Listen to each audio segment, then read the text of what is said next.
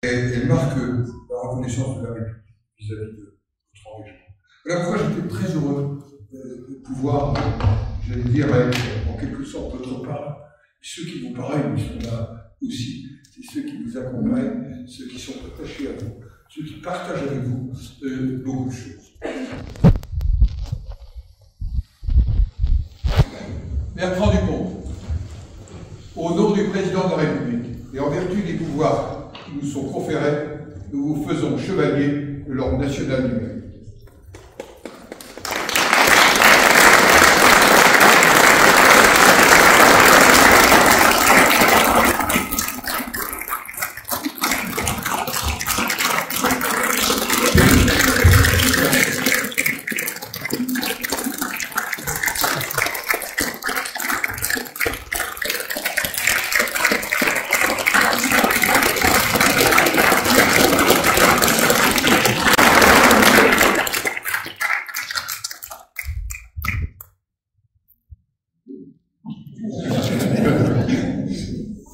Il va 28 ans, mais avec des motifs.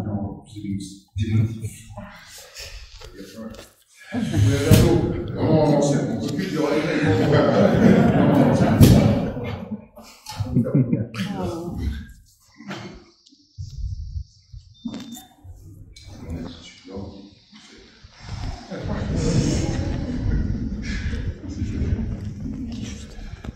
Monsieur le Président du Sénat, cher rappel, Mesdames et Messieurs, Mesdames les ministres, Mesdames et Messieurs les parlementaires, Madame la vice-présidente de l'Association des maires de France, Madame la questeuse de l'Assemblée nationale, cher Michel, Monsieur le vice-président de l'Assemblée des Français de l'étranger, Monsieur le président du groupe Ursi, Mesdames et Messieurs les conseillers des Français de l'étranger, Mesdames et Messieurs les élus, Monsieur l'ambassadeur du Brésil en France, Mesdames et Messieurs, chers amis. Un mot tout d'abord à votre attention, Monsieur le Président. Un mot pour vous remercier chaleureusement d'avoir accepté d'honorer de votre présence cette cérémonie, mais bien au-delà, d'avoir accepté d'être mon parrain à la suite de ma nomination au grade de chevalier dans l'ordre du Mérite. Sachez, Monsieur le Président, que j'ai été profondément ému par vos mots aussi élogieux à mon égard. J'ai également été très touché par votre délicatesse dans le fait d'avoir volontairement omis d'égrener mes nombreux défauts. Monsieur le Président, vous êtes pour moi un modèle d'action au service de notre pays, un modèle de défense de ce qu'il fait.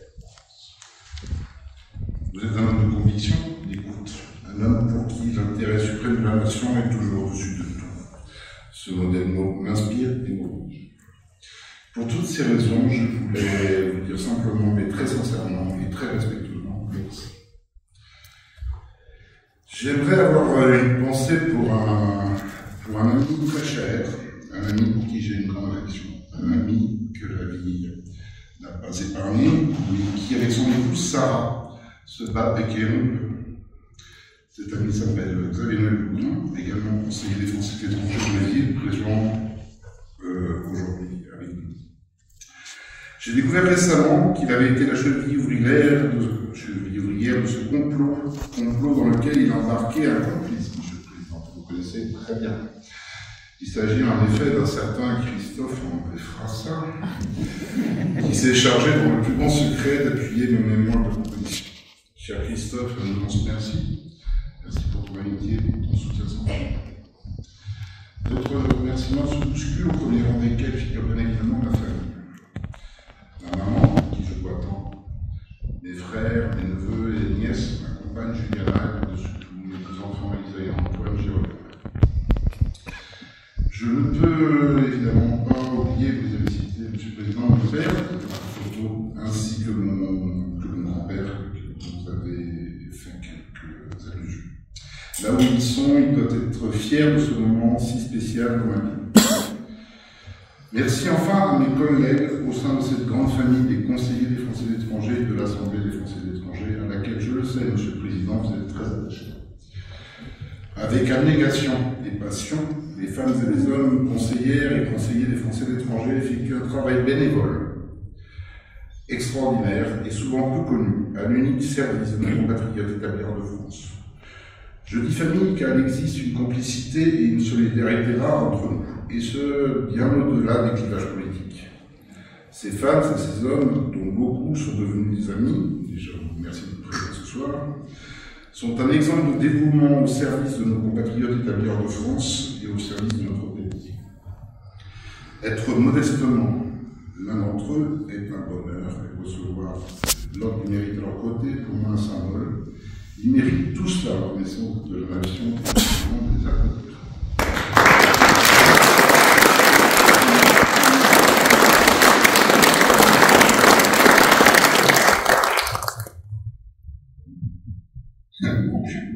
J'en oublie évidemment, ils m'excuseront, mais au-delà de cette haute distinction, je souhaite remercier quelques amis, à commencer par le sénateur Roland Leveut, qui m'a lui aussi toujours appuyé, encouragé, dans mon métier précieux. Merci beaucoup.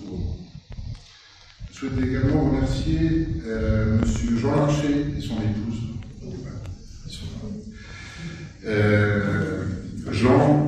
Jean est la référence de notre communauté française au Brésil. Je crois qu'il n'est pas de notre famille, mais non, Jean Larcher. Et l'un des principaux responsables du développement du groupe Accor en Amérique latine. Il a toujours été très actif dans notre lycée français de São Paulo. Tout comme Pedro Antonio Vieira, premier président de la Chambre de commerce, premier président brésilien de la Chambre de commerce France-Brésil depuis les 120 ans d'existence de cette chambre. Et Pedro a également été le principal acteur du sauvetage de notre lycée français de São Paulo. Ils sont venus spécialement pour cette cérémonie. Merci à vous trois. Je remercie également la présence de nos anciens consuls généraux de France à São Paulo, Yves Tessier-Parfeuille et Brigitte. Permettez-moi enfin, et c'est important, d'avoir une pensée pour les équipes de travail de Christophe et de Roland, qui ne travaillent pas seuls. Et je souhaitais rendre hommage à leurs équipes, Nathalie, Valérie, Anne-Marie et Vincent.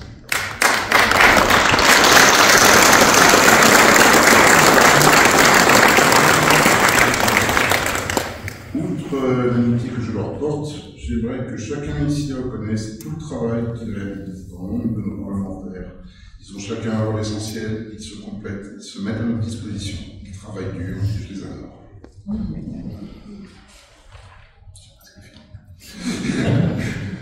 Mesdames et messieurs, chers amis, je reçois cette distinction avec beaucoup d'honneur, beaucoup d'émotion, mais également beaucoup de fierté.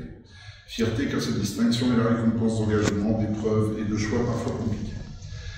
Elle est la récompense car chevillée au corps, j'ai mis, comme vous l'avez souligné, Monsieur le Président, un point d'honneur à aider, accompagner, fédérer, mais également soutenir nos compatriotes les plus fragiles. J'ai toujours essayé d'apporter mon aide à notre communauté qui souhaite garder un lien fort. J'ai toujours souhaité me battre pour défendre à mon humble niveau une certaine idée de la France, de ses valeurs et de son message. 8 ans passés en Argentine, 20 ans passés au Brésil, 28 ans au cours desquels j'ai appris. J'ai appris à écouter, j'ai appris à mobiliser, à essayer de faire bouger les lignes, à faire prendre conscience de nos problématiques. Vous l'avez souligné, Monsieur le Président, dans les inquiétudes et dans les attentes de nos compatriotes français et étrangers figure parfois une grande précarité, une mauvaise connaissance des méandres de notre administration, souvent trop inclin à privilégier le numérique à l'humain, même si l'immatérialisation est importante. Ils sont loin d'être des exilés fiscaux, des privilégiés, comme certains souhaitent le laisser entendre. Vous le savez. Tout au long de ma vie professionnelle et de mes engagements, j'ai essayé d'amener jour après jour ma petite pierre à l'édifice. C'est peut-être un peu tout cela que la France a choisi d'honorer par cette haute distinction. Mais, et je vais vous rassurer, Monsieur le Président, ce n'est pas un aboutissement.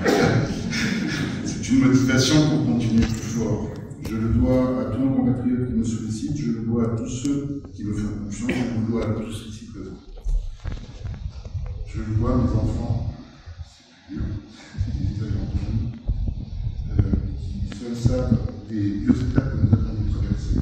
Ils sont présents avec nous aujourd'hui et sont les années par le sans eux, rien n'est possible. La boucle n'est pas bouclée et je supplie mes enfants et ma compagne d'accepter encore mes futurs absences répétées. Merci à tous et à toutes pour votre confiance, votre métier et votre présence ce soir. Je vous remercie.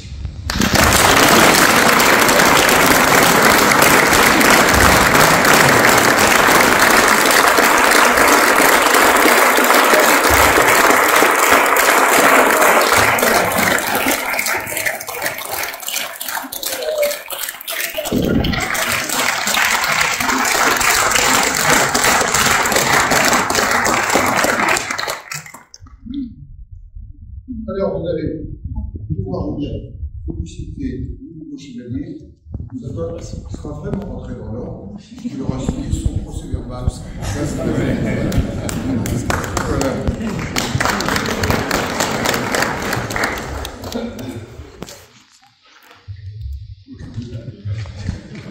Voilà.